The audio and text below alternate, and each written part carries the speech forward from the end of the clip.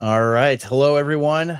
Today, we are discussing all the fallout from Charlie Kirk's assassination, everything that has happened in the last week and a half since he was killed. There's a lot to talk about. It's not a live stream we wanted to do. We wanted to do another book report, but that's not in the cards for us today. So hello and welcome to Contramundum. The American Revolution, in other words, is never finished. It must always be renewed. Greater love than this hath no man, than that he lay down his life for his friend. What if it's not envy? We must take back our cities, and take back our culture, and take back our country. God bless you, and God bless America.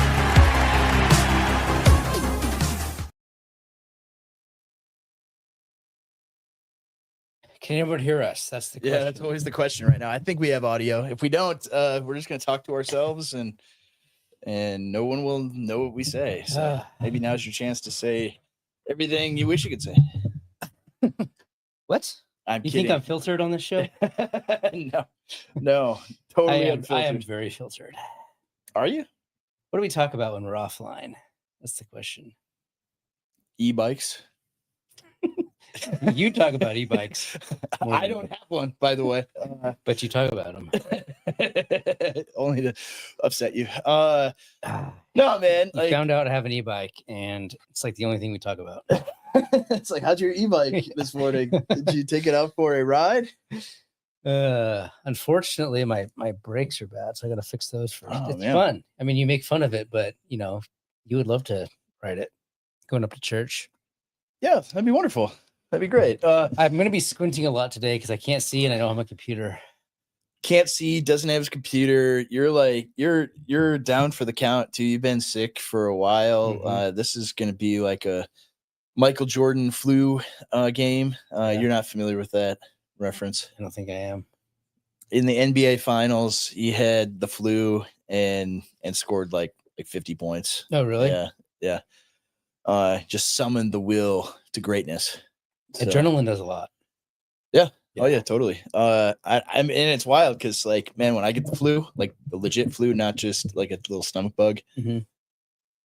I think I'm gonna die every time. Like, so I don't have the flu though. I have alpha gal. Yeah, that could be. I mean, this is why I don't go outside. Everyone's like, "Oh, go outside, touch grass. It's great. It's wonderful." And it's like there are ticks everywhere. That if they have alpha gal contact my body, I will never be able to eat a steak again. Like, yeah, I'm definitely gonna go outside. Yeah, no way. Nope. I'm staying inside where it's nice and cozy, in the air conditioning, no ticks. Being outside is good for you, man. You should do it. Being able to eat meat is better for me, so I will do that. I still eat meat. Yeah, until you die. Like you're gonna like the throat is gonna close up, man. It's like 1 in 10,000 people get it. I know multiple people that have it. Like, I don't know, dude. I think those stats are a little off.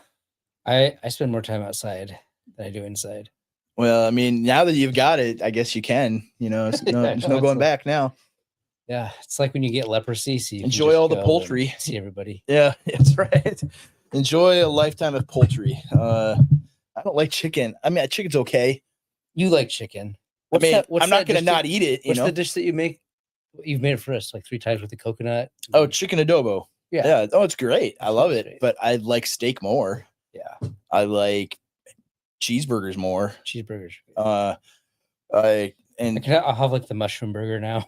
Now you'll be able to eat his Chick-fil-A the rest of your life. Like Bill Gates' dream. Everyone's too sick and they all have. No, you see, I might have posted it yesterday. There are like these two scientists saying, yes, this will cure all of society's ills if we just promote the tick that the Lone Star tick that causes alpha gal. And I unironically believe that those ticks are planted. Yeah, no, like I mean, this is one of those like people be unironically. I totally it's not like it's like when we got in trouble for the gay beams. Yeah. Like no, like I legit believe that they cooked it up in the lab. Totally. Yeah, and released it out here. 100% believe it. Like this is not a joke. I believe I think Lyme disease is the same thing. Like, oh yeah, me too. just so happened that the weapons laboratory of the military right by Lyme, Connecticut started having this outbreak of tick-borne disease. Wow, how could that have happened? You know, like, the Wuhan Institute of Virology just so happens to have this disease. Like, this is the stuff they do. Like total scientist annihilation. All of them gone. They're evil, man. So anyway, that's not what we're talking about today. It's been when we don't have a book, we can talk about whatever we want. we're just kind of bouncing around here a little bit, but I do have some structure for our conversation today.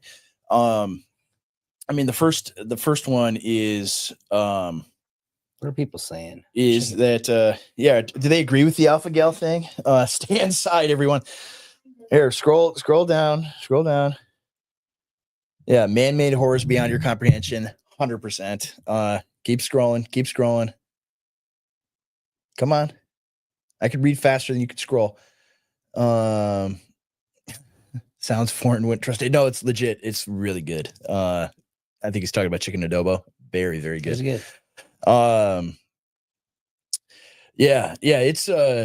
It is totally real thing though.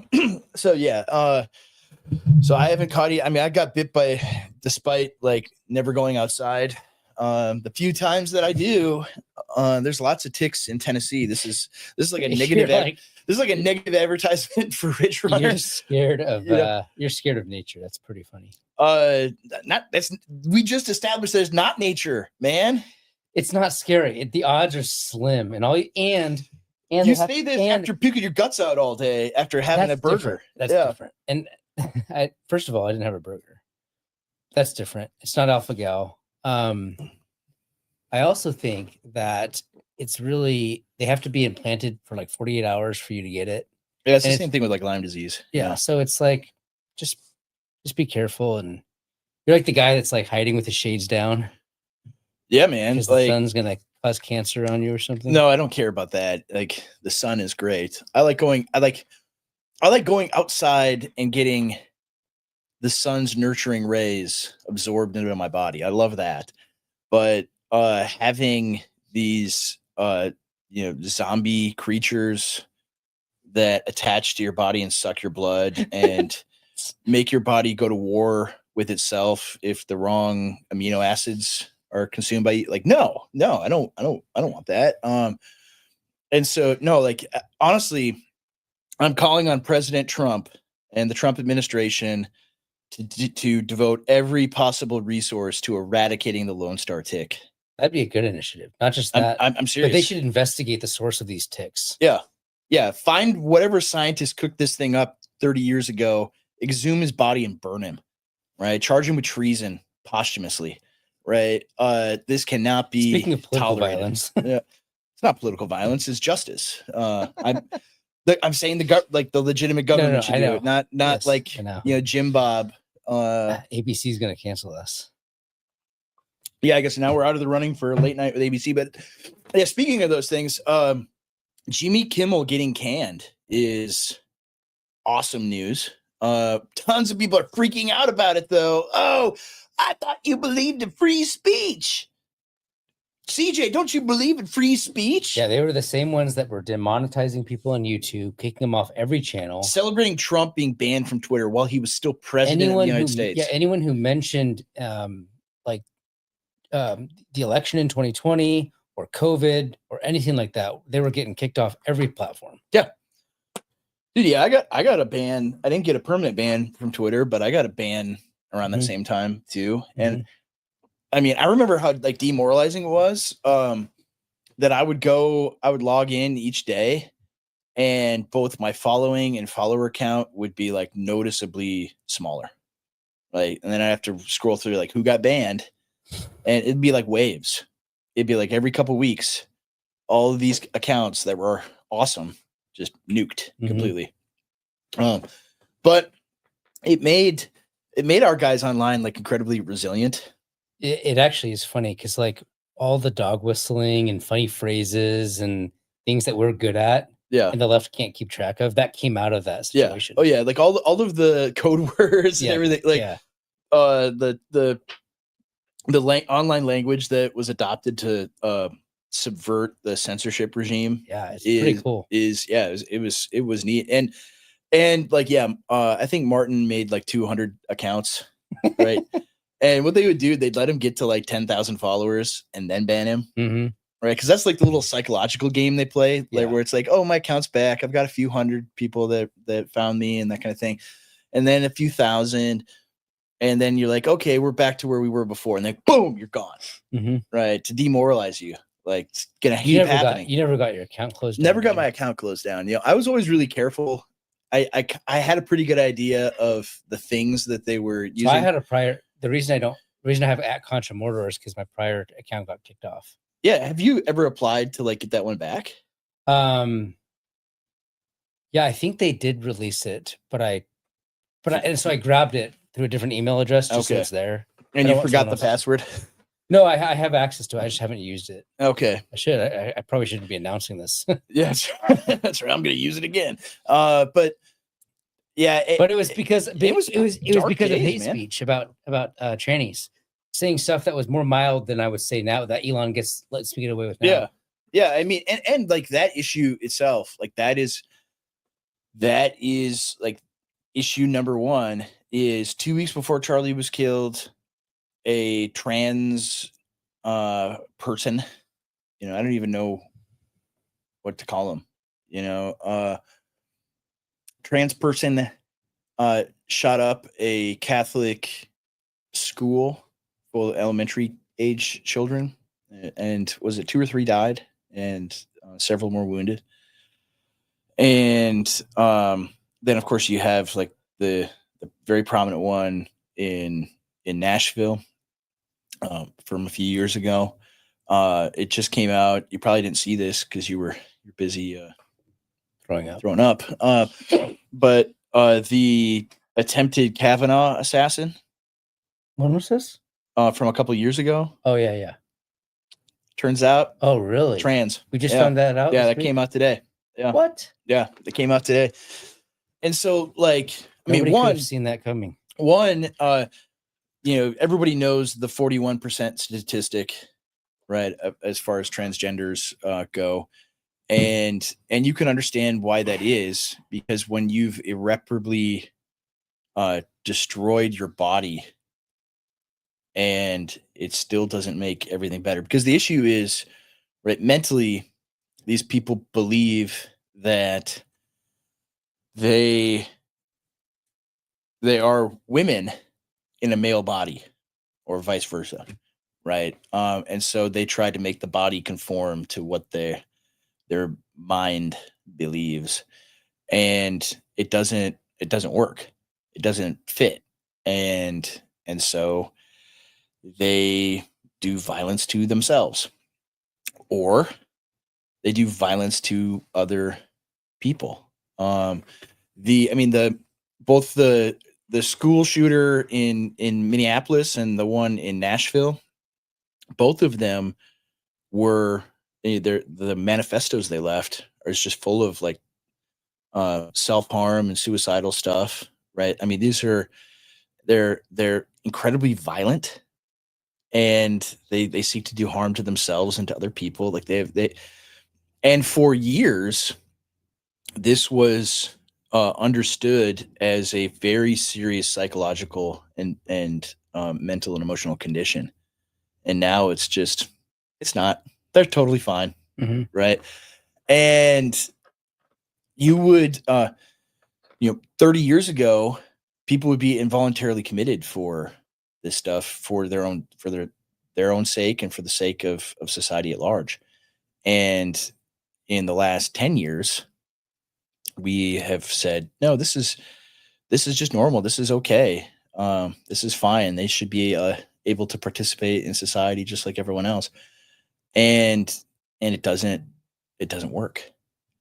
And so for this one, the Charlie Kirk assassin had a transgender boyfriend. And You know what's crazy? And I don't So- believe for 1 minute that this wasn't. So people are known saying and like, planned. oh no, he's a MAGA, Republican guy. But- Yeah, that's what Jimmy Kimmel said. It's Jimmy Kimmel said. But That's like, what every the crazy thing is, like, if you look, so I was talking to Gary actually, and so he knows people that like operate in those really creepy circles. He's like, they actually 100% believe it. They were shocked that he told them days after that, no, this was actually like, radical left wing guy. yeah, and they didn't believe him. No, And, no, and I- so they're in their yeah. own little bubble and they're shocked. So they actually think that Charlie Kirk was a Hitler apologist. Yes. And they literally are acting on it. They're radicalized. We can talk about that too. Yeah, we because definitely need to talk because about the that. governors, like, the whole thing is like, they're too much time online and stuff like that. But And it's this like, goes deeper. and it's like, no, this kid was not socially maladjusted. Like, that's your first instinct with like somebody who does like Thomas Crooks, for example, which is someone we don't know anything about still to this day, which is very bizarre. But this kid had an active social life. Like, he had friends. Mhm. And of course his friends were all like deranged left-wing freaks. Mhm. But he was generally antisocial, but within his niche, he had a social life. And he had friends, he had people that knew him. It wasn't somebody that just hermited himself away online and got radicalized. And also, like, the other thing that immediately was being blamed is, he went to college and doctor. He went to college for 1 month. Yeah. And then went to trade school. Oh, that's always the thing. Wait, so Go to trade school, everybody. Don't go to college. I actually endorsed trade school. No, I do. My thinking on this has been pretty consistent over the last several years. Is if in 1925 you would have gone to college, you should go to college today. If we lived in that world and you are the kind of person that would have gone to college, you should go today. If you wouldn't have, you probably shouldn't today. Yeah. Right. You should just Are know. you talking based on like your family pedigree or Family pedigree, your own like intellectual aptitude, things like that. Now, it is a different world than 1925. I mean, I would grade it on a curve a little bit, because, right, we don't most employment that's like going to provide you a middle class life, you need to get a college degree for, right? And so, so I would shade it a little bit more toward go to college than not. But if I've seen many people that like really regret having gone, and like their lives are way worse. They have all all right. this debt and So everything. what's wrong But, what's wrong with Governor Cox's answer that this was just radicalization on the internet? it's not true. Number one. Well, I mean, that's yeah, where he spent his time. So yeah, he spent his time on the internet, but it's. so is it just that what is he missing?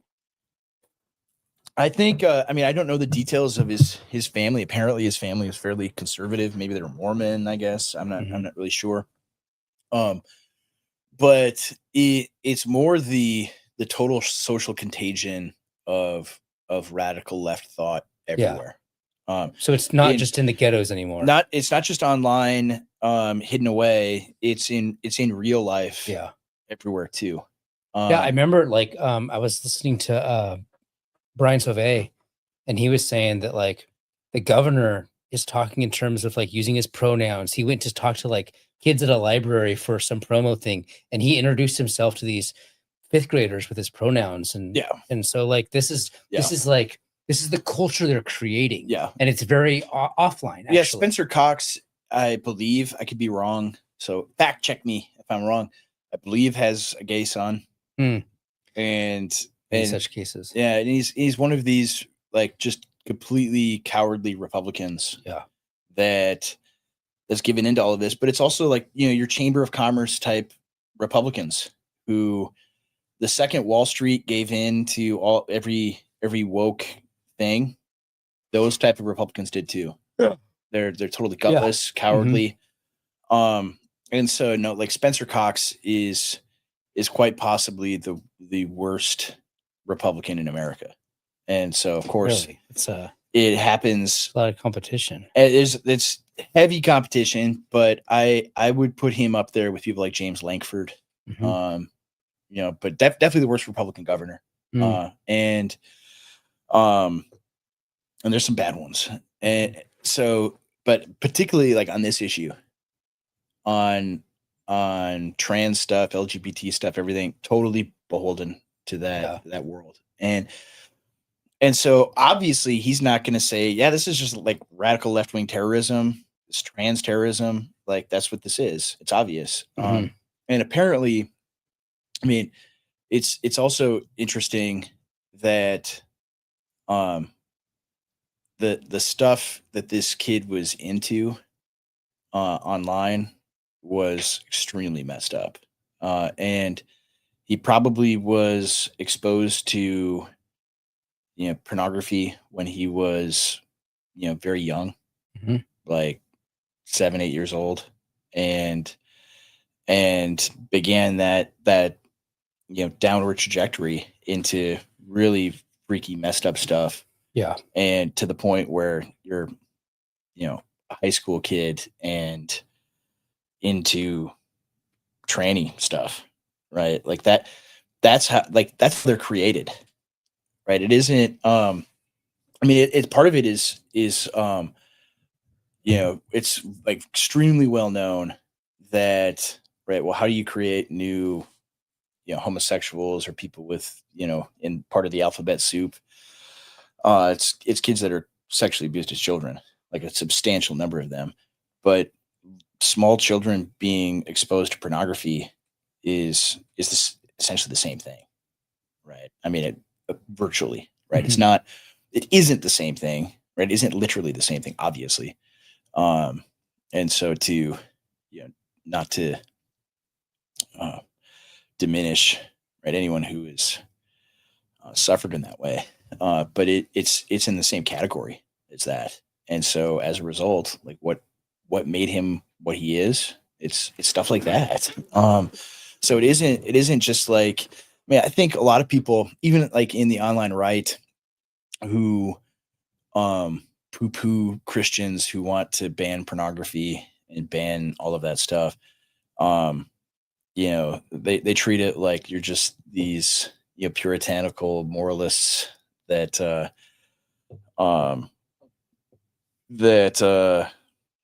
are these fuddy-duddies, right? But it's a serious social problem affecting children, but it isn't like just the access to it, where 40 or 50 years ago, like if you wanted it, you'd have to go to the seedy, darkest place in town to go find it, right? It would be like trying to get heroin, right? Like that would be like I never did heroin growing up because I would have no idea where to get it. It's not easy to find. Yeah, but also the social stigma, like if someone saw you there, right? All that kind of stuff, like that keeps people away.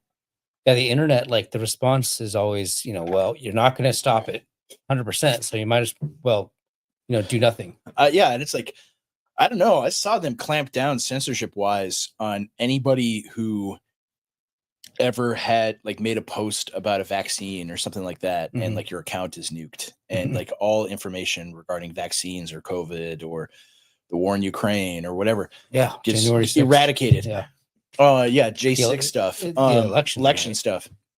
So like the tools are there for them to completely wipe it out if they wanted to. Well, I mean, it's not only that, but it's like, even if they don't completely wipe it out, I mean, just increasing the social costs, right? Making it harder. Yeah, exactly. Disincentivizing it, all that kind of stuff. Yeah. And I mean, like you don't have nobody's expecting perfection. Yeah. Murders are legal and there's murders. Well, that's the same thing with like the drug war. It's like, oh, well, we can't keep every single ounce of heroin or fentanyl or crack out of the country.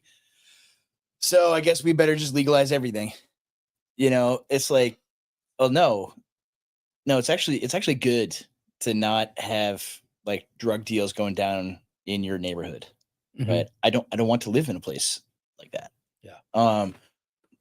Like even in like rural areas growing up there, where it's like, the messed up places, the places where like there are raids on meth labs and stuff, right? That's still way separate from the rest of your society, right? Like growing up, you knew in my town, like you knew the bar to go to if you wanted to get drugs, and I just never went there. It was gross. Like I'm not interested in going there. And it keeps itself like it's cordoned off, right? It's away from the rest of society. Like that's what the way this kind of stuff needs to be. And because it isn't just this, like it isn't something that is a victimless crime, right? That's the kind of libertarian language that's always used. It's like, no, there's lots of victims, including little kids that get sexualized when they are years away from puberty, right? Like that's messed up. Let's talk about Charlie Kirk himself, Yeah. because he's interesting to us. I actually met Charlie once. Did you? I did, yeah. Really? He was, this was back in 2018, Okay. and he was into like Tom Woods and stuff, right? Yeah. Which is my background. Did he go on Tom's show ever? No, he didn't go on Tom Woods' show, but he was like watching his stuff, and I ran into him at some event, some conservative event. I'm not. I remember Tom posting something years and years ago, from like 2011 or 2012 when Charlie was in high school, and sent him an email. That actually might have been the time frame, because I was just out of college. That's what I remember. Yeah. That's probably what it was. Yeah. It was earlier than It was 18. very early, and he was very early. Well, what he said is that activist. he was going to create this organization to help people, like an awareness campaign thing. Yeah. And he was going to call it Turning Point. Yeah. It was cool. I mean, it's well, and that's the thing about him, man, is you have all sorts of people, and he was never as like on the, like when we were libertarians, we would have disagreed with him because he was too like normie conservative. Yeah, that's right. Yeah. And then when we went through our route, he was pretty much the same, and we had gone pretty right wing. But in the last few years, he was, since 2020, he was on a similar path Yeah. that we took. Yeah, I think since on things. 2020, he became. I mean, just even seeing some of the subtle changes in the things he would talk about. I mean, he was talking about legal immigration. Yes, he in the was last year. Yeah, he was right before we had Steve Saylor on our show. He was on the Charlie Kirk show. Oh, he was before? Yeah. Oh, Charlie Yeah. got him first. All right. Yeah, Charlie beat us too.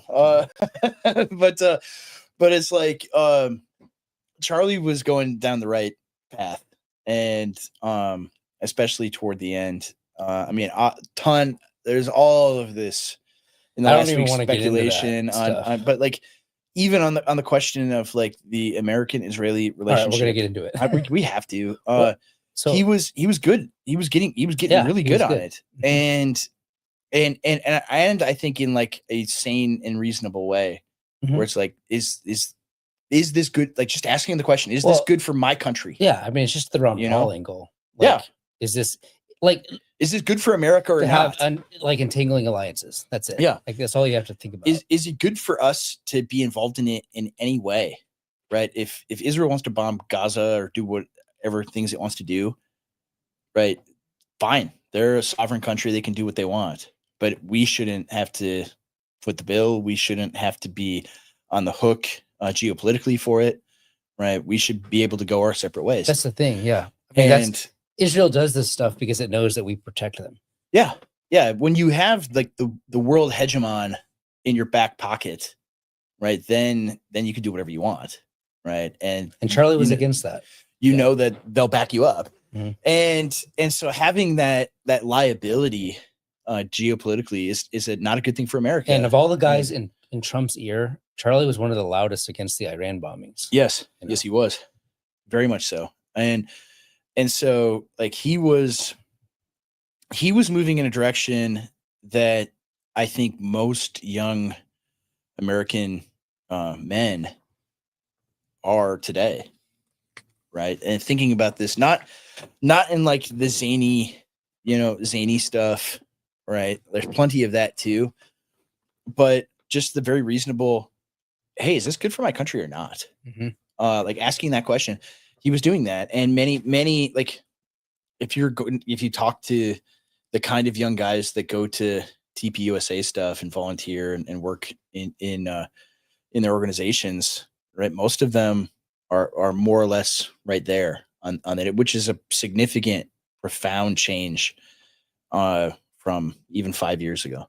Mhm. And so, no, Charlie was also vehemently opposed to the Ukraine war. Mhm. Right. So, because I mean, that was always the thing when I would think of somebody like Charlie back in 2016 or 2017, you would just assume that he's your standard conservative guy, with kind of a neocon bent. And he might have been at that time, although I don't think he ever was like fully. It wasn't like he was a little Bill Kristol or something ever. There's not very many young guys that are into that. No, So, there's not. But he was still, I think, kind of influenced in that direction because that's where the GOP was at the time, Mhm. and it's not anymore. And accordingly, he changed with the political zeitgeist Mhm. on the right. And the most significant thing about him is he wasn't just like some dude with a microphone, like us or so many other people, where it's like, I'm going to give my opinions on the internet. He did that well. He was someone who was an organizational genius. Yeah. Right. To build what he did by the age of 31 years old is, I mean, just in the few days after he was killed, just thought about that. Like this massive operation that he built out of nothing, that was able to significantly influence the course of American elections, but also because of the influence on the elections, be able to influence policy, right? For a young guy to accomplish that when nothing like that happens Mhm. on the right. Nothing. None of that. Like that doesn't happen. So like, and people be like, well, he had billionaire donors helping him. And it's like, yeah, but you have to convince those guys to give you money. Yeah. And they don't do that. They would rather give money to, one of Bill Kristol's think tanks to write a couple papers, right? That's where they would always give their money, not to actual organizing and activism Mhm.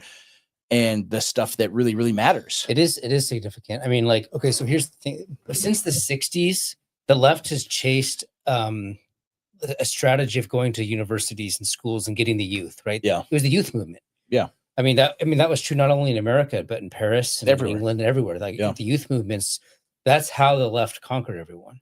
And I don't think there was anything analogous to that in the conservative movement. In No. fact, notoriously, they kind of ignored colleges. And just left it alone. And they were pushed out everywhere. And Yeah. Charlie Kirk was the one that changed all of that. Yeah. And in fact, like we get in trouble for like, oh, you're learning from the left. How bad is that? Charlie learned from the left. Yeah, he did. He created a youth movement. Do you think he read Saul Alinsky? Yeah, probably. Without a doubt he did. Yeah. Of course 100%. He did. I mean, Right. You win the youth, you win these disaffected heritage American males, you're gonna set the change of the country. And he did that. Yeah. And he galvanized, I mean, what is this? What is it up to? 62,000 new chapters or something crazy? Or at least requests or something like that. Yeah. I mean, especially getting them in high schools. Like we didn't have anything like that when I was a kid in high school. I would have loved it if we did. I totally would have been involved in those things. And like high schools, it isn't just colleges, like high schools all across America are a battleground. And this is where like all the theater kids in your high school, they've got all the teachers like on their side helping them to organize. So like when 2020 happened, we're going to do a walkout for George Floyd. Like they do all that kind of stuff, all the BLM stuff, all the woke stuff. They would push. They have like Tim Walz in the 90s was the faculty advisor in Mankato West High School for the Gay Straight Alliance. Really? Right. Yeah. This is something people don't know. Like he was literally grooming kids as a teacher. Freaky. And almost was your vice president. I mean, has there ever been a wider gap in potential vice presidents between Vance and Tim Walz? Like, wow. And that stuff's been going on a long time. Mhm. And now, right, and like if you're a kid in that school, when that stuff's going on in your school and you're like a conservative Christian kid, keeping, you just got to keep your head down. Like you're alone. There's nobody that's on your side that's going to stand up against it. Like if you stand up and say something, like you're going to be a pariah. But if you've got a group of 20, 30 kids that are with you, right, then you can make some noise, right? Then you can push back. And even more so on a college campus, it's crazy. It's nuts there. And all sorts of activism takes place there.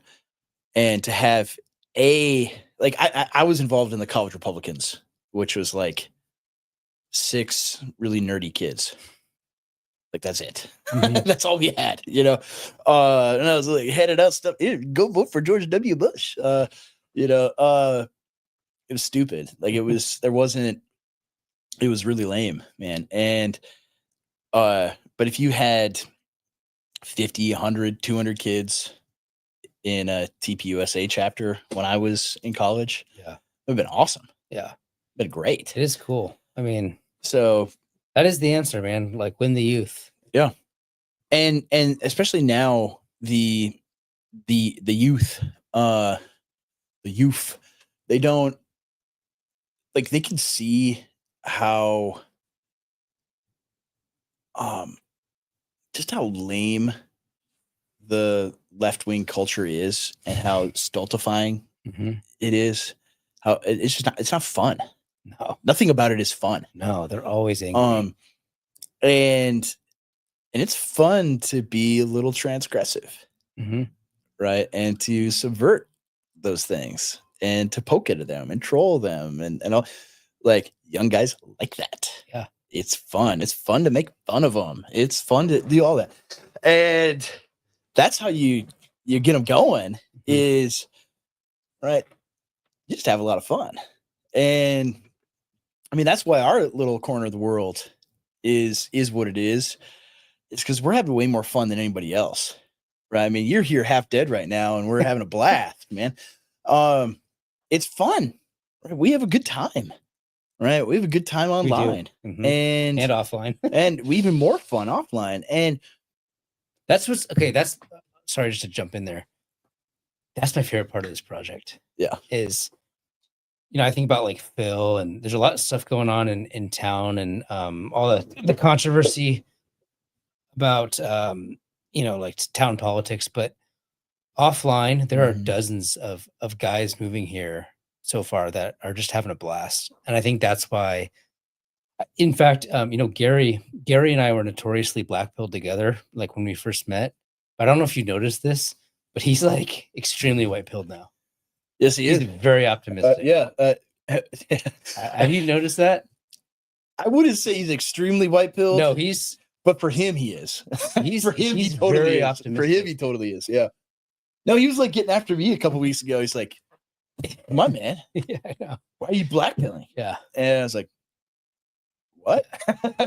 So yeah, man. Like, I mean, that's the thing, and I think the left right now is very demoralized. Yeah. Like which is funny because they just took out like a major opposition person, and they're not even happy about it. I mean, a couple of them are. Oh, they're happy about it. Well, but they're not even. But in terms of like, they're actually scared right now. Like if you see what they're like, Destiny, the omni-liberal guy, and some of those guys, they are panicking. Yeah. Plus, like he needs to go to jail. About Jimmy Kimmel and all that. Like they are panicking. Like he's endorsed further political violence. Yeah, of course. Like him and Hassan Piker, who's too scared to fight Sam Hyde. They need to go to prison, Guantanamo, right now. Right, lock him up. He's demonic, man. He freaks me out, dude. Yeah, extremely. I can't even, like, people share clips of that dude. I can't even watch them. Yeah, because it's like it just pure evil. Yeah, he's freaky. He freaks me out. And so, yeah, dude. So like, we want on the record too that Charlie Kirk was not this like right-wing extremist at all. No. You kidding me? No way. But they think he is. No, they totally do. right? That, I mean, It's like that you, one you guy brought was up like, wait, you're saying that there's people more to the right of Charlie? And we're like, what? yes. Yeah, yeah, way Yeah. more. And no, I mean, I've seen it firsthand too. That libs, right? Like boomer libs, especially, like they believe that Charlie Kirk was a Nazi. That in his house in Glendale, Arizona, he and his wife had a shrine to Adolf Hitler, right? That they were organizing the Hitler Youth, that they wanted to genocide the Jews or something. Like they They actually do believe that. this is not like being hyperbolic or silly or you know parodying this this. is the Like, they environment. literally believe it. This is the environment that the media sets up, right? Yeah, They're like, look, these guys are Hitlers and they're fascists, and you need to be a Bonhoeffer. And so Yeah. what do you expect to happen? yeah. Charlie Kirk likes to drink water. You know who else liked to drink water? Adolf Hitler. So also, it's perfectly legitimate for you to kill Nazis. Yeah. Right? So like Remember that whole conversation? Is it okay to punch a Nazi? punch a Nazi? Yeah, It's all setting these people up exactly. for violence. Yeah, real violence, and the media has created this. The entire left as an entity has created this environment. It isn't just like random, like some kid decided he wanted to do it. Like, and that's the thing. Like, I mean, even in our own experience and what has happened to us, when you have a reporter say very carefully, to avoid being sued, because they have legal departments that get paid a lot of money. These guys said this, and it sounds an awful lot like things that are said by white supremacists and white nationalists and neo-Nazis. Now, I'm not saying that they are, just that they said this statement is something that white supremacists would agree with. Yeah. Right? 2 + 2 is 4. Well, I know a white supremacist who thinks 2 + 2 is 4, so you must be one. Right? And then Well, they don't say that part. yeah, they let you put it together yourself. We're just reporting the facts. You can put Just it together. the facts, man. And so they present like a false light, Mhm. and to frame pretty standard conservative thought. Like, we are not, you and me, like, I'm not the most extreme right-wing guy that I know. I'm not the most extreme like right-wing guy that, you know, like anywhere. You know, like I'm pretty normal, right? I'm a dad with kids, a pastor of a church, right? I'm not saying insane right-wing stuff.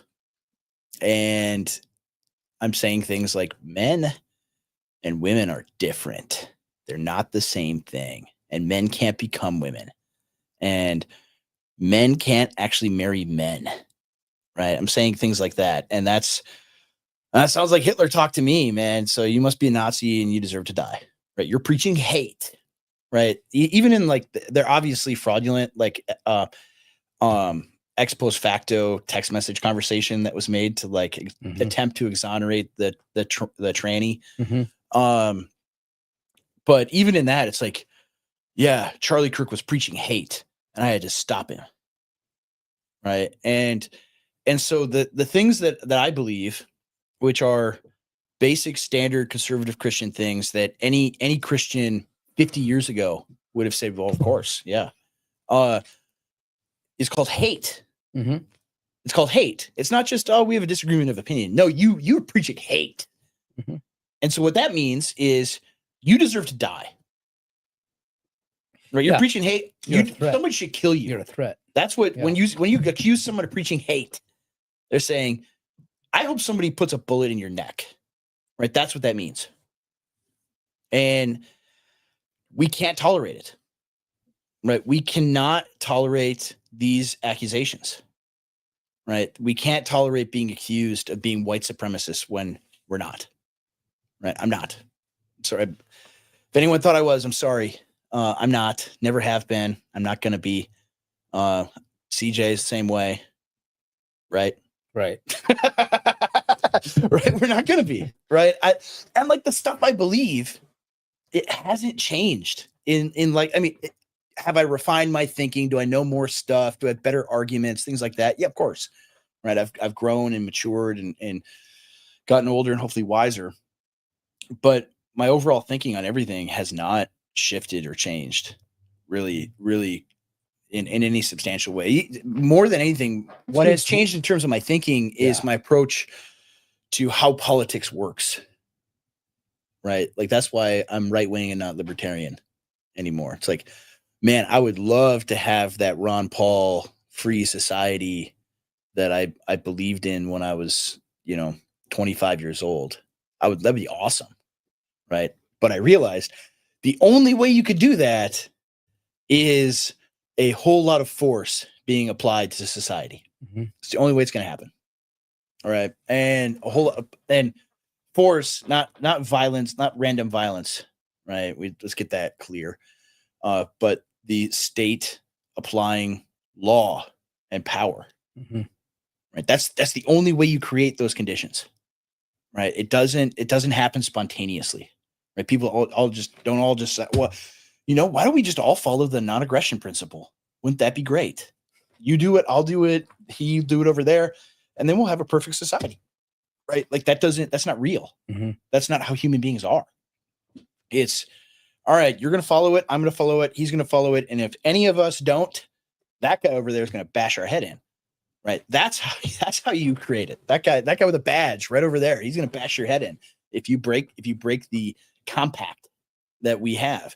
And like, that's what's changed in my thinking. And that you need in our particular circumstances, you need a strong executive to carry these things out. Right. Having a strong executive, ipso facto fascism. I mean, Alexander Hamilton must have been a fascist then. Right? I mean, they actually, leftoids believe that. Yeah, they believe George Washington and Alexander Hamilton were fascists, proto-fascists. But I think they're Americans, right? I think they're American classical liberals, right? Even though we like poo-poo classical liberalism all the time. Well, right? I believe in it. I want it. Well, I mean, the current classical liberals are not classical liberals. No, they're leftists. Yeah. The classical liberals were actually very racist, and they believed in hierarchies and white supremacy and all that kind of stuff. Yeah, which is not what again. No, but like, now you're going to say, oh, he's a classical liberal. Oh, okay. No, but you know what I'm saying. Yeah, like no. If you read, even read the things the founding fathers said. Yeah, exactly. That's what I'm saying. Yeah. Right. I mean, I'm not saying you have to agree with all that. That's right. I'm saying it's ridiculous to paint people on the right as somehow unique. That's why I don't get caught up in the post-liberal stuff. No, because I'm not. I'm like, I don't have anything unique. It's all pre-liberal. It's all conservative. It's all going back, hundreds of years, throughout thousands of years. I would like to create the conditions that created a free and liberal society. Mm-hmm. Right. I would like that. I mean, which brings me to what was did you see the Seth Dillon tweet today? Did you see that one? No, I ignore him. He annoys me. I know. I tend to ignore him too, but every once in a while, the coal is so powerful. It's so dense, the coal, that it sucks you in like a black hole. Tweet on coal today. Beautiful clean coal. Let me find it. I'll just Bendawari says, posts absolute coal, gets ratioed into oblivion. Looks like I'm over the target, boys. Yeah, exactly. Okay, so here it is. Here's this tweet. Sorry, we don't have Gary here. He put it up on the screen, but we should get rid of double standards by applying one evenly. But freedom for everyone is objectively better than if I can't have it, neither can you. It also has the benefit of being constitutional. You fix a double standard by raising everyone up to the right one, not dragging everyone down to the wrong one. Mm-hmm. Right. That's politics according to the Babylon Bee. Right. What is wrong with that? I mean, that's the exact political approach that James Burnham wrote an entire book against. Yeah. In his Machiavellians. Yeah. It's also the political approach of the beautiful loser. Yeah. Mm-hmm. The beautiful loser. Like here's a little historical anecdote for you. right? World War One, horrible, awful, brutal, and it was really bad, especially bad. It was already horrible. Meat grinder that killed millions of men for no good reason. That's one of the radical things I believed when I was a libertarian. Mhm. And what made it even worse was I get my facts wrong. Fact check me if I'm wrong. But the French were the first to use poison gas, and it was effective, very effective. And so what did the Germans do? They retaliated by using poison gas against the French and British themselves. And in the Second War, the second part of the European civilizational suicide, the Second War was, every like American GI or British soldier had gas masks and all that kind of stuff. I think the Germans did as well in their standard kit, but they didn't need it. You know why? Because everybody knew the other side had the capability to unleash this horrible weapon. And so if you know the other side can do it and is going to retaliate, what happens? You don't do it yourself in the first place. Mhm. All right. In the same way, right? If you don't want your cities to be strategically bombed from the air, right? The best way to make sure that doesn't happen is to have the capability of strategic bombardment of your enemy's cities, which didn't happen, right? The Americans and the British had a massive strategic bombing capability. The Germans and the Japanese did not, right? And of course, in terms of America, it'd be very difficult for them to be able to carry something out like that anyway. But right, no, the Japanese military, the German Luftwaffe, they had no strategic bombardment, right? Like the Battle of Britain was tactical bombers bombing London in response to Churchill bombing Germany, right? Also, Yeah. that's one of the things Daryl brought up on Tucker that you got in trouble. A fact that you're not supposed to know.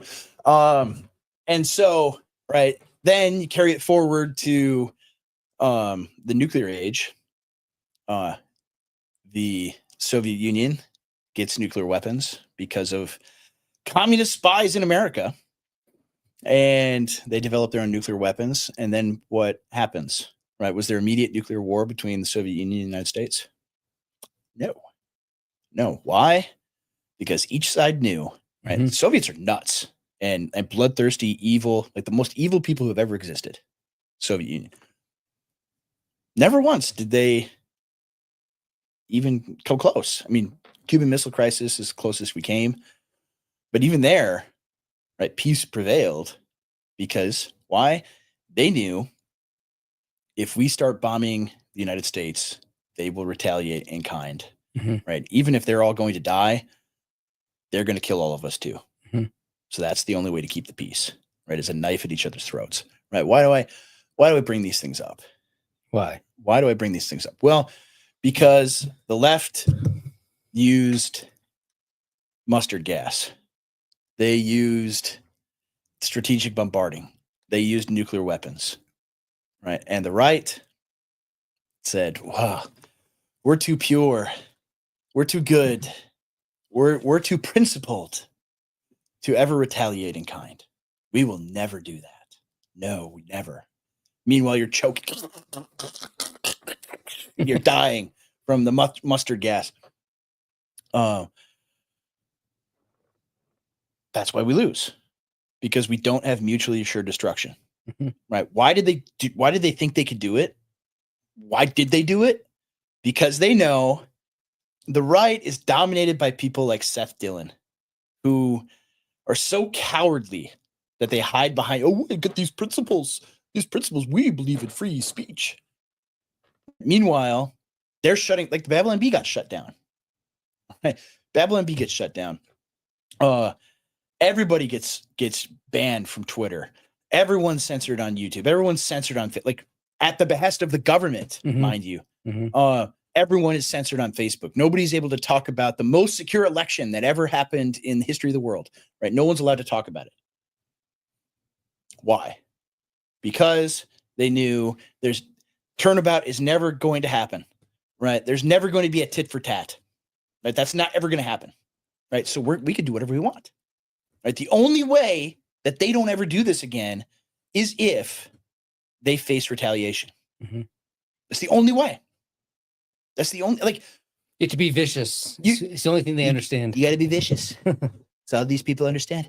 And like, if you don't get that, right? I mean, it's just like the most basic game theory thing in the world, right? Like a child could understand this, right? If you punch me, I'm going to punch you back just as hard.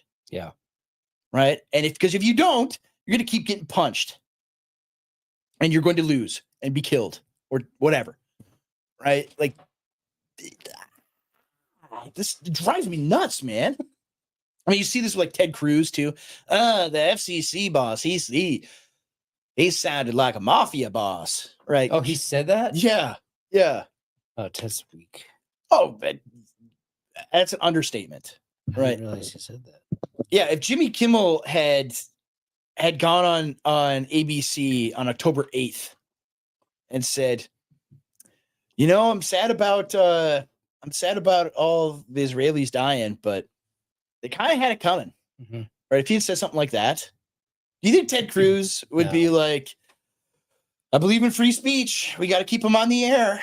We got to keep him on the air saying stuff like that. No, of course he wouldn't, right? Everyone is like it's revealed preference, right? If it was about Israel, the Constitution's gone, right? He's not, no, I don't care. Our principle's gone, right? If Jimmy Kimmel said that on October 8th, Seth Dillon would be like, well, it is the public airwaves, and you can't just say whatever you want on the public airwaves. So this is the right decision. Like, of course, right? Of course, right? But because it's attacking the left, right? It's in the right-left spectrum of conflict, and the right is the one that is actually doing it. Can't do it. We're too principled. We're too good, right? We just gotta raise them to our standard, right? As if you can any other way, right? Like how exactly do you accomplish that? Is the question. How do you raise these people who like, you know how much they believe in free speech? They believe in it so much that if they don't like something you say, they will kill you, right? How do you get people like that up to that standard? How do you do it? Hey, can't. No. No, outside of the force of the state. So we probably better get to an ad here. We've been going for an hour. We have ads? I thought we did. We have an ad right there. So we need to get to an ad before we continue on. Maybe we'll bash the blonde bee a little more. There's a few other things I want to talk about for the second half of the show. We'll only go like half an hour. All right. All right. Go ahead and play. Did you know that 60% of Americans will avoid your business if you have an unattractive logo, even if you have good reviews? Seriously, it's true. This podcast is sponsored by Resurrection Design Co., and they're on a mission to help churches and Christian businesses like yours flourish for the kingdom of Christ and the glory of God through bold and beautiful branding. If you want them to design your website for free, be the first listener of this podcast to sign up for a brand identity package before the last day of this month. Just visit resurrectiondesign.co/contra.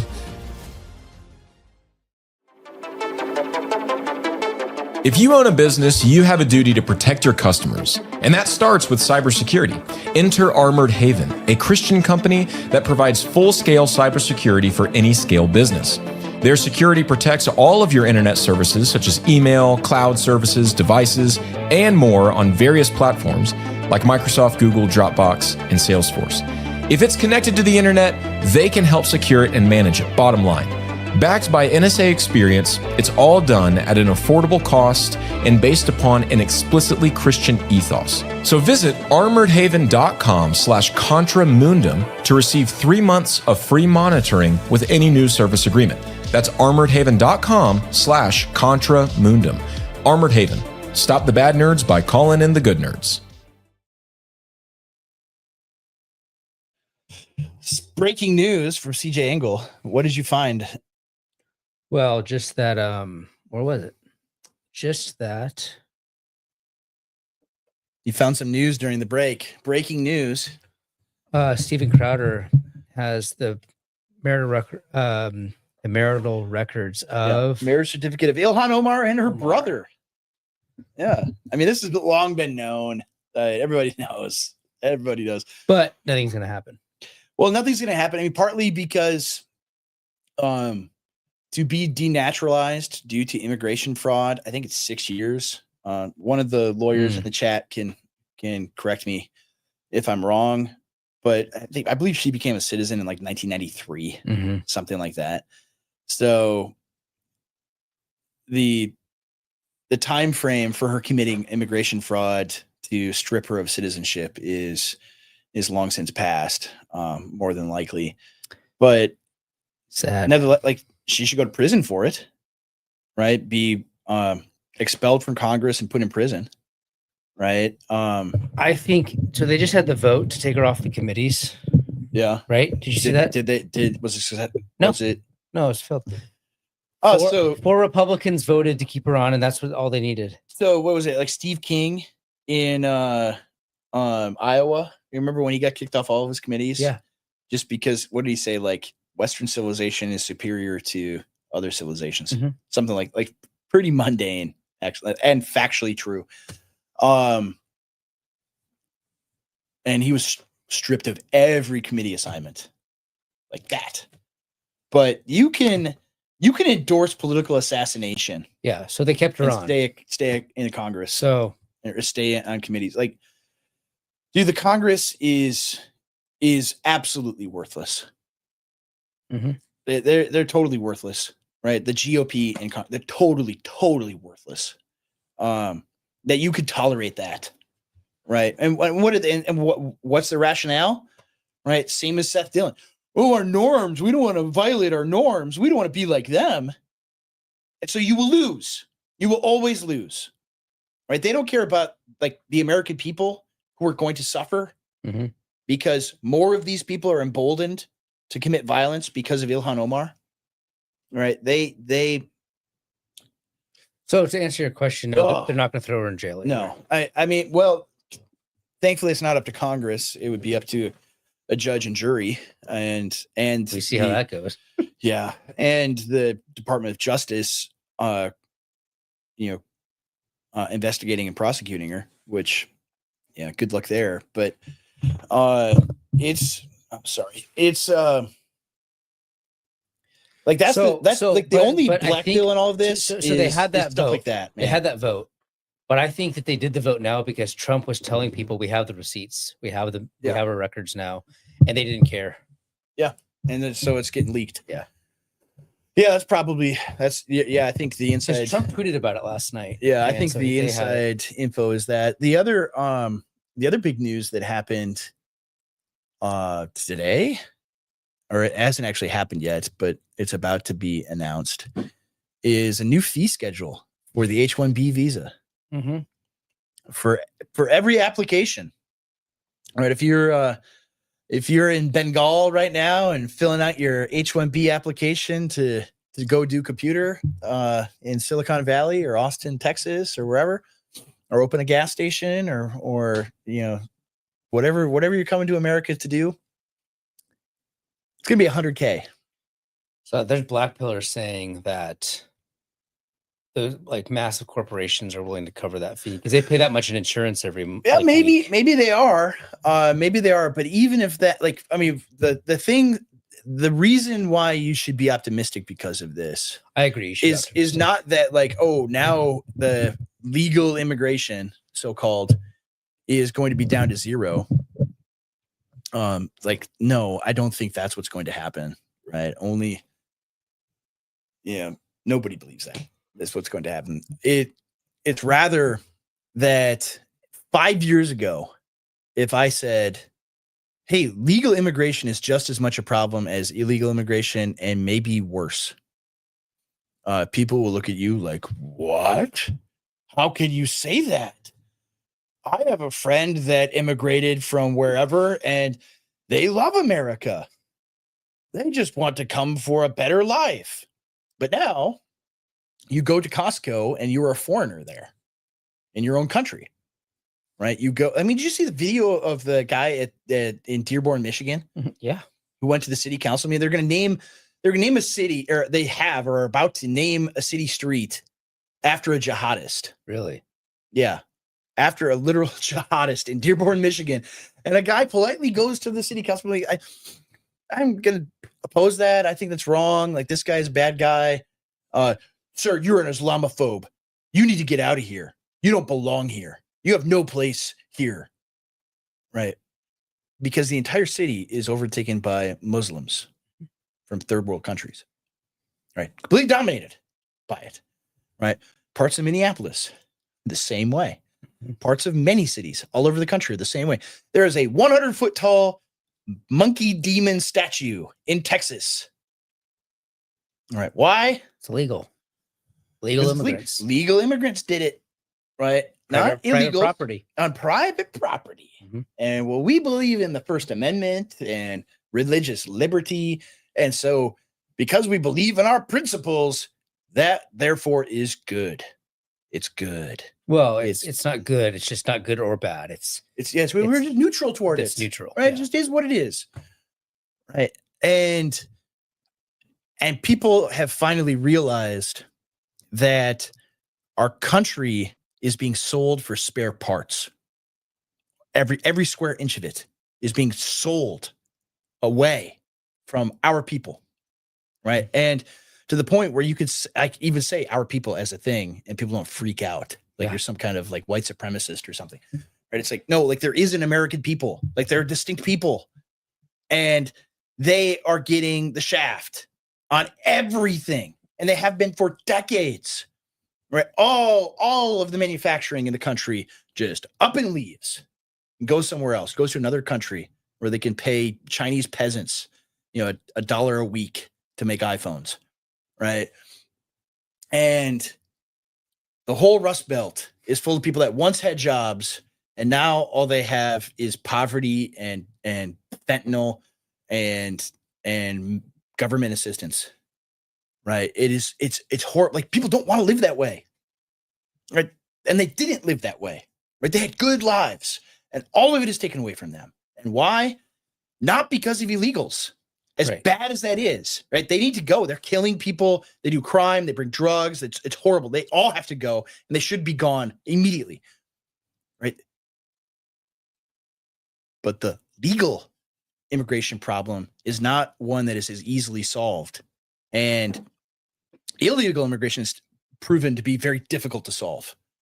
And legal immigration is even worse because we supposedly gave our permission to have millions of Indians come to America and set up little pockets of India in America. Like that, the thing that was always sold to us, that was sold to the boomer generation is like, yeah, one guy and his family moving here and coming here because he wants to be American. He wants to be part of our thing.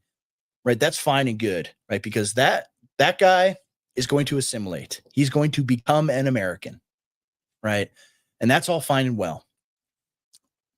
But right, that doesn't happen when they come in 10,000 at a time or 100,000 at a time. That cannot happen that way. That's why Minnesota is the way that it is with the Somalis. It's not like one family from beleaguered, war-torn Somalia comes for refuge in Minnesota to be cared for by Lutheran social services, right? It's 100,000 Somalis all coming and living in the same place and continuing to exist as Somalis, making zero effort to become American, right? And they never will, right? Things remain the way they are, right? They will be in Minnesota for 500 years and they will remain exactly the way that they are. Mhm. Right? Nothing will change. Right? You've brought Somalia to America. You've brought India to America. Right? The magic dirt doesn't change it. All right.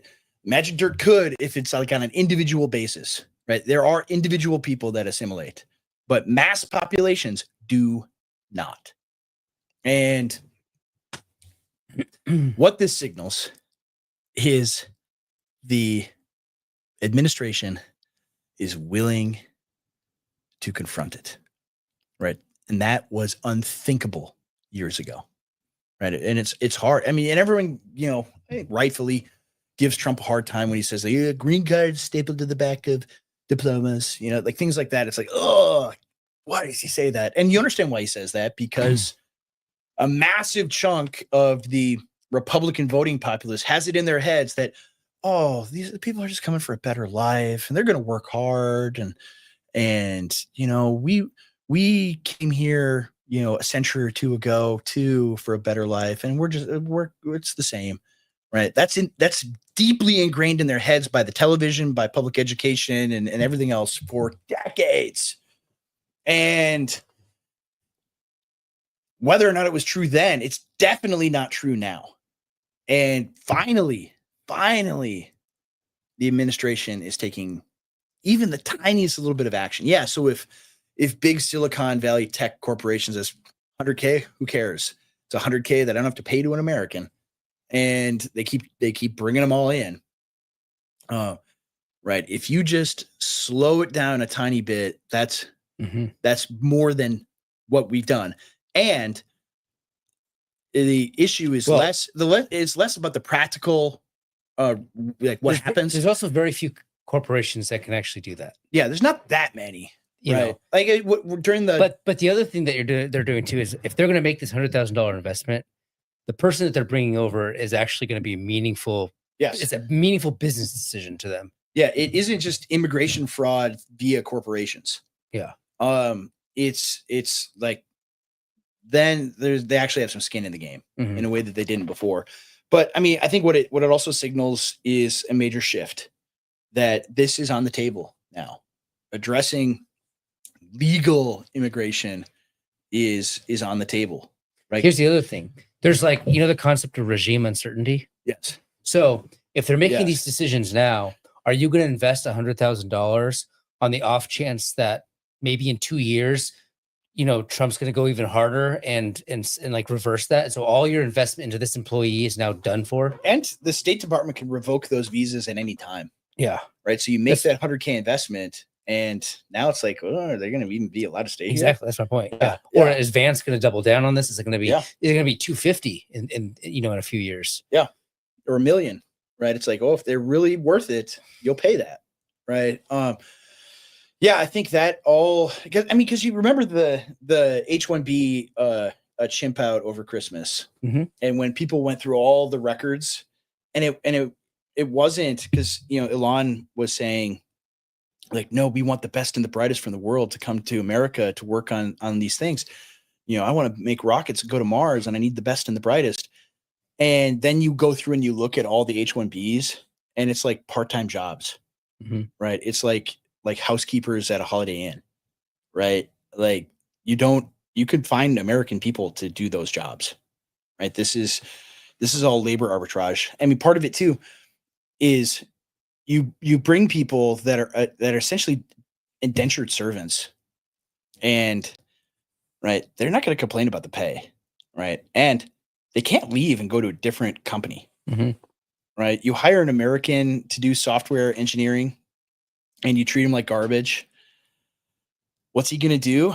Well, he's going to upload his resume to LinkedIn and find a different job, right? Well, Mr. H-1B from India or from China, he can't do that, right? He is stuck working at your corporation.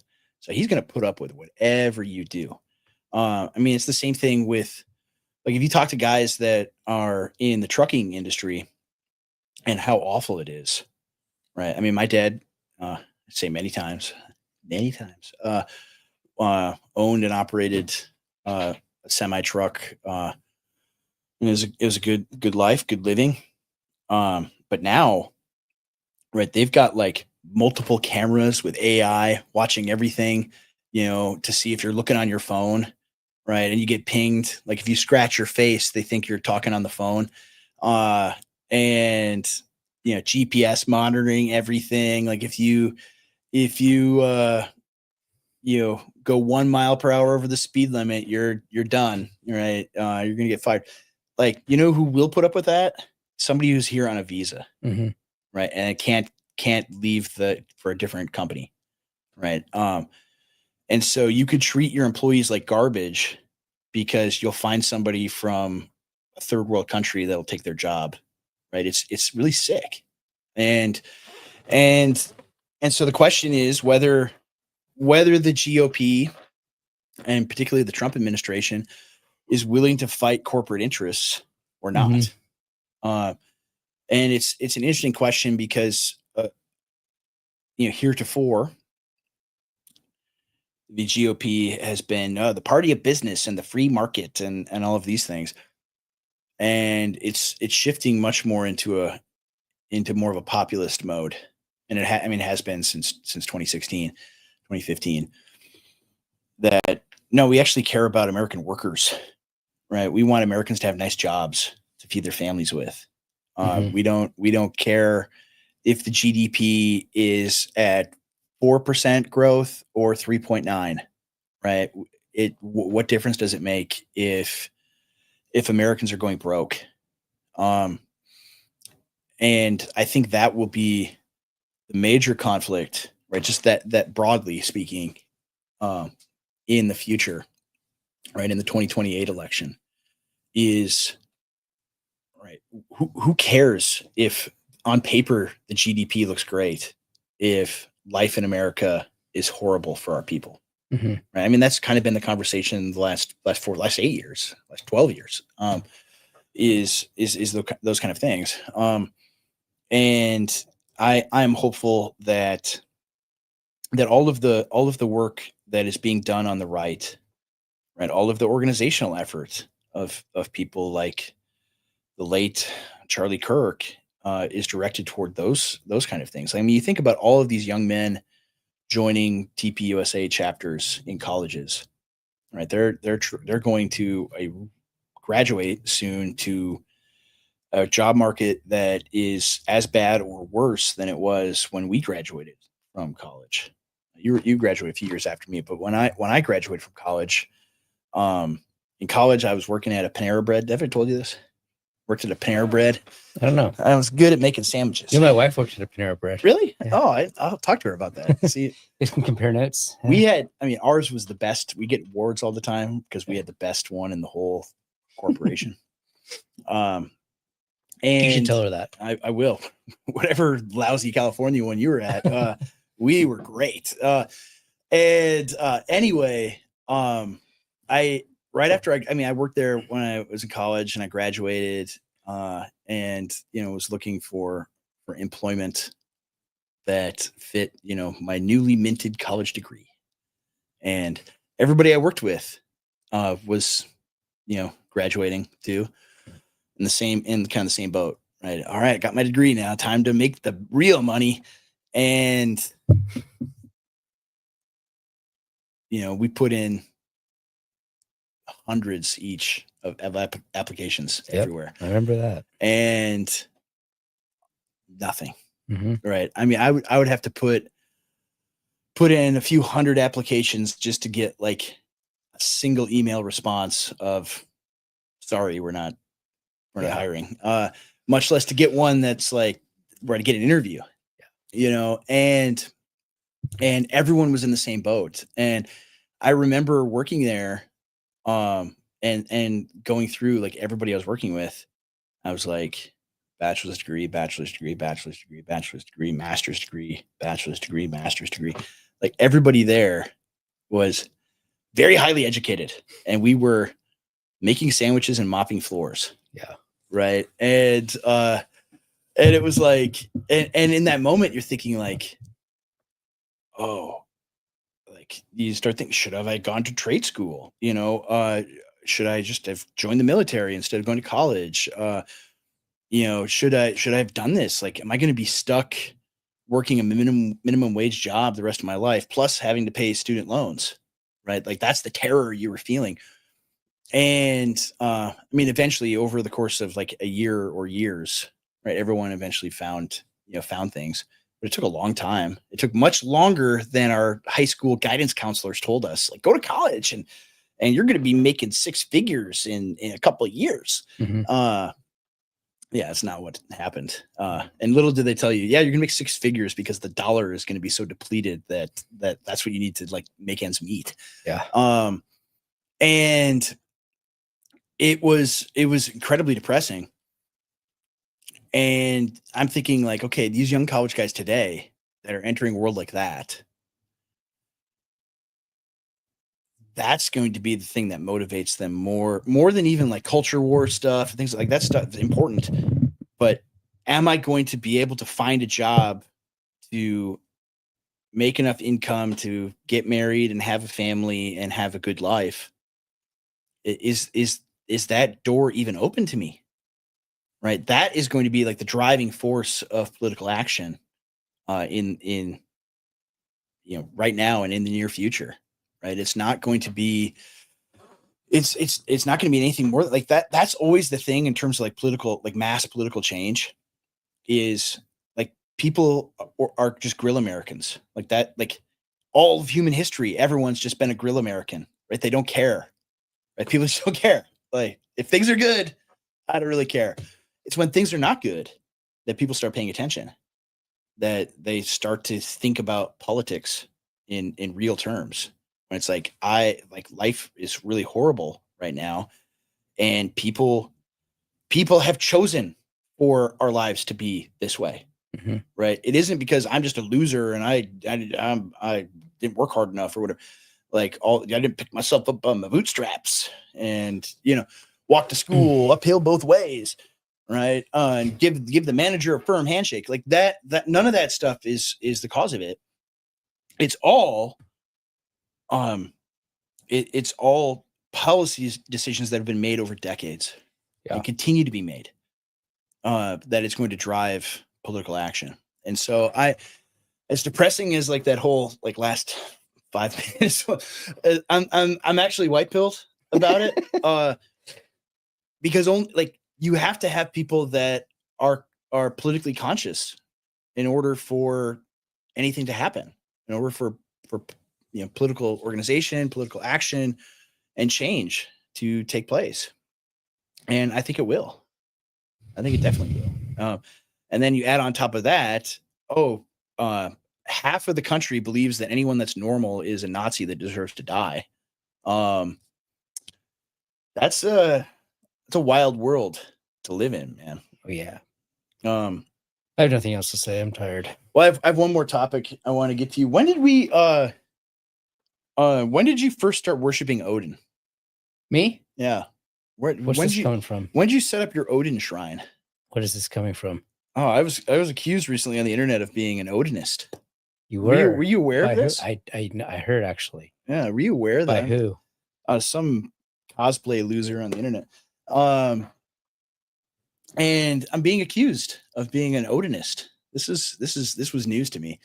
Of worshiping the pagan Norse gods. Apparently underneath here I've got a Thor's hammer necklace, I guess. I don't really know.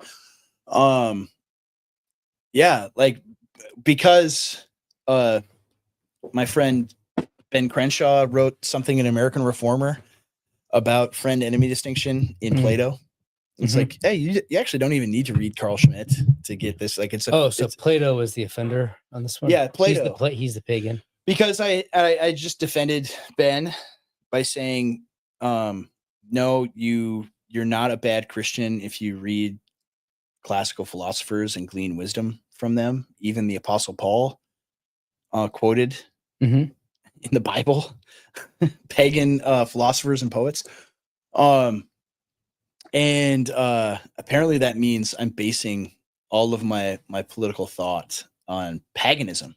So I worship pagan gods. Why is this like this is hardly worth talking about? I know it's hardly worth talking about, but I know why you're talking about it. But I see it on the internet all the. It's not just this one guy who's obnoxious. It's tons of people say this all the time. It's just brain rot. It's like you read. These are the same people, by the way, that like praise classical education. Yes. All of Yes. classical education is built on Greek philosophy, Yes. Roman civil discourse, poetry, all of it pagan. Yes. Yeah. All the words that are, veritas. Yeah. Pagan word, man. And it's so comical just- though, It like just drains your brain even thinking about because, it. dude, I've actually read Reformation writing. Mhm. Right. I've read Calvin's Institutes. Yeah. Right. I've read Althusius's Politica. I've read it. I mean, it's an abridged version. That's the only English translation we have. Hopefully, we got our best Latin guys on it to translate the whole thing verbatim into English. I've read these guys, and they, what they do a lot? They quote a lot of Plato and Aristotle. Yeah. Yeah. A lot. Mhm. Like it's deep Yeah. within the Reformed tradition. It's right there. Everybody to read when they talk about politics. Well, Aristotle said thus and such. I mean, even when we've been reading Lighthearts Mhm. Against Christianity, he's quoting Aristotle positively. He's quoting Plato positively. It's all of them. It's I Yeah. mean, like maybe Luther like says some stuff against it, but Calvin and Vermigli and Hooker and like Beza and all of them. It is so absurd and so preposterous that someone would call themselves The reformed. church fathers. I mean, Yeah. it's just To say that crazy. I'm reformed. I'm reformed, and I reject all Greek classical thought. It's all pagan. And if you quote Aristotle, you clearly are a pagan. You don't believe in Jesus, right? That's nuts, man. Yeah, These people are nuts, it is. and I'm like beside myself about it. I can't even, like, not even just that I'm accused and everything. Like, that's obnoxious and stupid. It is so dumb. It's just like that people, and it's all because, like, oh well Stephen Wolf likes Aristotle, so therefore it must be evil, right? Like that's literally what it is. Like, I'm interested to see what the PC. I mean, this is the other thing. Like, you see Michael Foster's post on this one PCA church that was ordaining its shepherdesses. He posted a video of it. the on the website. No, it was a video. Or it was a video of their like ordination service of their shepherdesses. oh really? And the way they talked about it, like, so they can get around they use the language. yeah, it's like, well, they're not really elders, so we're not making women elders. They're just shepherdesses. They're shepherdesses. They sit in all the same committees as the elders. They go through the same training as the elders, but they don't get to vote with the session. I mean, yeah, they get to be in the room when the session meets and have discussion. But they're not. No. We don't have women elders. Yes, they're on the leadership team. Like, it's what it is like the absolute minimalist adherence to what the Bible says. Right? Women cannot be elders, only men. And they're like, what is the absolute minimum that we could hold to that and still say that we are? Mhm. Right? That's what they're doing. Yeah. And it's so blatantly obvious. Like, you have that kind of stuff going on in the PCA all over. It's not like one church is doing it. All of these lib churches in the PCA are just doing it right out in public with no shame at all. And then they're like, whoa. And on top of that, so you have that on the one hand. On the other hand, you have radical left-wing terror cells doing violence all over the country that are highly organized, well-funded by NGOs like George Soros's Open Society, the Ford Foundation, things like that. Like, you have these networks that are all traced out, right? The I guess it's a dude in Salt Lake City, like, runs all of this stuff, and you could see where all the money is coming from and who's doing it. Right? You have stuff like that operating all throughout the country, and you know what the big thing the PCA is concerned with? Christian nationalism. Christian nationalism is we got to do something about that, right? Or even just like in 2022, the big scare over Christian nationalism is taking over. It's so good. And like the thing that they always intimate is that, like, obviously there's these like violent cells of militias that are ready to strike at any moment, Mhm. and it's like, what giant multi-billion-dollar NGOs are funneling all the money to the non-existent Christian nationalist militias. Yeah, this is how Joel Berry talks when he's like, Qatari funded, and so it's like literally just me and my friends writing books and articles on the internet. That's it. It's me and our sponsors. Please go visit them, by the way. Please go to contramundumpod.com to sign up to give us money. We need it. We're moving to a new studio, so we need the funds. So if you want Contramundum to be awesome, please send us money. But like, that's it. Like, if I was getting money, do you think Antifa is out there on a podcast saying, hey, please sign up for the $5 tier? Yeah, I know. Right? Like, no, they got all the money they need from George Soros. And I mean, like, you could see, like, the one chart, I retweeted it. They're getting money from like Wells Fargo, from the Carnegie Foundation, from all of these like corporations and NGOs that are funneling money, just shoveling money toward them. And the big scare is that, like, oh, Christian nationalists, they might win a single Senate seat in Oklahoma. They're taking over everything, right? They're very violent people, right? What's the violence they do? Well, they go to church and they pray a lot, right? And this is they stand in front of abortion clinics and tell women not to murder their baby, right? Like, very violent people. Very, very, like, that's like what the media has done, is made everybody think that, oh, it's this terrible, horrible hate group that's going to take everything over. When it's like, no, it's literally just Christians who are saying it's okay for Christians to care about politics. It's okay for your pastor to talk about it, right? I mean, I've talked to several pastors, especially in the last week, that, and I know you've talked to many too, that are kind of like just like normie evangelical guys. And they've been trained, like programmed their whole lives in ministry and their whole life, as a child in the church, that, oh, no, we can't talk about political things from the pulpit. We can't, address politics or culture or anything like that. And it's like, the Bible does. The Bible does all over the place. Jesus did, right? What do you mean you can't? Of course you can. And like, that light bulb is starting to, it's like an old timey light bulb where you pull it and it's got to warm up a little bit and it takes its time, right? That light bulb's starting to turn on. And like, that's what I'm after, right? Like, when we talk about organizing, we need to start politically organizing. Like, I mean, like Charlie Kirk type stuff, right? Getting young people engaged to go knock on doors and vote, to be involved in the political process, right? That's what I talk about when I talk about those things, right? But what they want everyone to think is like, yeah, go grab your AR-15s and go shoot. We're gonna have a whole army. We're gonna take over the country, right? We're gonna finish the job from J6, right? That's what they think, right? Like, literally, that is what. Like, you have very well paid professors, like all these idiots that wrote, these lefties that wrote books that sold like 5 copies on Christian nationalism, right? That's the stuff they were writing. Yeah. It's like, oh, they're organized. They're like the ones right before the election, were like, yeah, all these redneck hillbilly Christian nationalists, they got all their guns and they're gonna fight and take over. And it's like, no, we're not. We don't have George Soros money to go find lunatics to go kill people. Yeah. That's what the left does. And so you have all they do is project. All they do is project, right? They project, oh, Christian nationalism is a big scary thing there's gonna be violence and terrorism and all this horrible stuff. And what has it been? It's been people like planting churches and talking at churches and devoting themselves to prayer and to evangelism and to normal Christian stuff.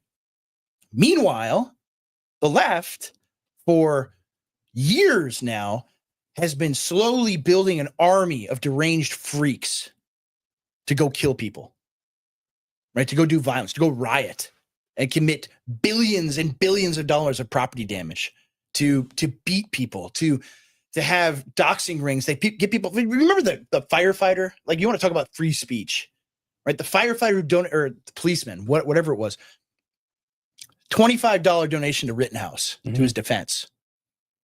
And he gets fired because of it. Right? Like, that is the stuff that they did. Yeah. Right? They'd find anybody who said anything online. Right? Oh, did you know you have an election denier working for you? Do you know somebody who is spreading vaccine disinformation is working for you? You better fire him. Like that's the stuff these people did, right? So spare me the free speech, garbage, right? That's not. They don't believe in it. They believe in violence. They believe in destroying their enemies, and all of it has to be rooted out. Like the fact that millions of people last week felt like they could just go online and say, haha, another fascist dead. And just, and it's like doctors and lawyers and nurses and teachers and professors, like people that have status in society. Oh, it's just so funny. Yeah. Change my mind. I guess we didn't, like posting stuff like that and thinking like there would be no repercussions. Yeah. Right. That they could just do whatever they wanted. And like those days are over, man. It's over. And the fact that a massive chunk of the country believes the stuff that we believe, normal Christian things, is hate, and we deserve to die for it, right? That is an eye-opening experience, right? That it isn't just like, oh, these people really don't like me, but whatever, not everybody's going to like me. It's no, like they want me dead. They would like to see me die. They would like for my children to grow up fatherless. That they would like that. They'd like my children to be harmed, right? That's the way these people are. And it can't be tolerated. Right? It cannot be tolerated. If you want even a semblance of the country that you think we had before last Wednesday, it has to be rooted out completely and totally wiped out. Right? All those people all the people funding it need to go to jail. All the people organizing, they need to go to prison. And it's up to the president if he wants us to have a country anymore. Don't listen. If Donald Trump, if you're listening, do not listen to Seth Dillon or anybody like him. Do not listen to Ted Cruz, right? Do not listen to these faint-hearted cowards, right? If we want to have a country where we have freedom, where we can say what we believe, you have to punish these people. You have to punish them. Who's the director of the FCC? Forget. Oh, I should know. He's a hero. He's a hero. Give that man the Presidential Medal of Freedom and unleash him on the entire media, the entire broadcast media. He needs to go to town. Apparently he's going to go after The View next. Yeah, I saw that. We'll see if that happens. I hope it does. I hope every scumbag journalist is shaking in his boots right now. Right. I hope they post date a lot of stuff. Yeah. Too.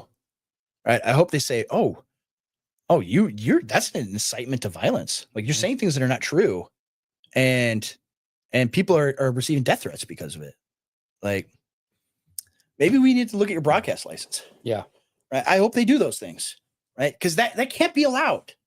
Right. If you want to have a free society where people could debate things out in the open, right, to be able to say what they think and have discussions, have arguments, you cannot tolerate anyone who says, I want to kill you because of what you said. I think you should die for what you said. It can't be tolerated. Right. And that's the thing. Like we get called like, oh, you're an authoritarian. You're this right-wing freak, and it's like, what am I saying here? I actually want to have the America that, at least on paper, they say we have. I want to have an America where Charlie Kirk can go to college campuses and argue with, dopey college kids and make them look stupid. Right. I want that America. I want that. I want that. We can't have, we don't have it anymore. Mm-hmm. It's gone unless a massive amount of force is wielded against the left in this country. Right. To such an extent that even I might get uncomfortable. Right. Right. If I start to get uncomfortable, then it's like, okay, we're on the right track. Right. Maybe you're going a little overboard. Okay, we're good. That's where we need to be. Right. Like that is what has to happen. If you want Seth Dillon, if you want to have free speech in America, you have to crush these people. You have to. Otherwise, right, they will look at your principles and your principled stand, and they will put a bullet in your throat. That's what this means. Anything else? No, I tapped out. Yeah, you're still suffering from the tick attack, from the one world government, George Soros tick that attacked you and is going to make you not eat meat anymore. It's okay. I'll eat it anyway. I don't want you to die, man. I'm not going to die. I'm just going to feel that's sick it. all the time. Like, no, I know a guy that I don't have it. I know a guy, Stop man, it. that I don't have it. like he went to a Taco John's and he had alpha-gal and he ordered chicken tacos, and a little speck of beef that he didn't even notice ended up in his chicken taco, and like his throat closed up and he had to go to the hospital. He had to go to the ER. Yeah, that's scary. Like this stuff, it's not just like, oh man, I might get an upset tummy if I have a burger. It's like, no, you might die. No. Total alpha-gal destruction, right? The left and this tick got to be wiped out. All right. So that's all we got for this day, September 19th, 2025. I hope you have a wonderful weekend. And like this I've been saying this for a long time, the catchphrase at the end, and I've always meant it. Right. And I still do. Right. Beloved, do not avenge yourselves. Leave vengeance to the Lord. And guess what? The Lord has given us an avenger. And who is that? Stephen Miller? Yeah. Donald Trump via Stephen Miller. Right. An avenger of wrath against those who do evil. That's what he is. Right. He is the Lord's minister to avenge wrath on those who do evil. So Donald Trump, please avenge wrath on those who do evil so we can have quiet and peaceable lives. So have a wonderful weekend, everyone. We'll see you next time, and stay peacefully dangerous. See ya. Right there. Okay. Yep. Set. There you go. And then, yep. Well, there